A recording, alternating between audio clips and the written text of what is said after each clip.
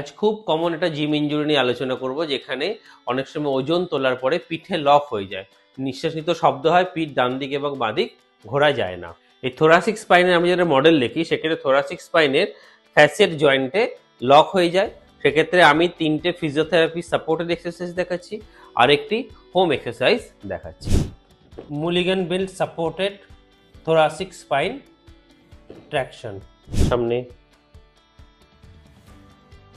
পেছনে,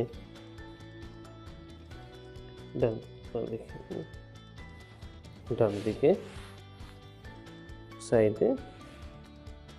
টাওয়েল নেবেন, টাওয়েল নিয়ে পিঠে ব্যথার জায়গাটা ঠিক একটু উপরে লাইনে নেবেন, টানটা আইবলের দিকে, এই অবস্থায়।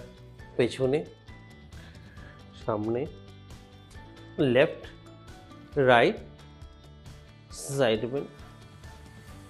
সাইড।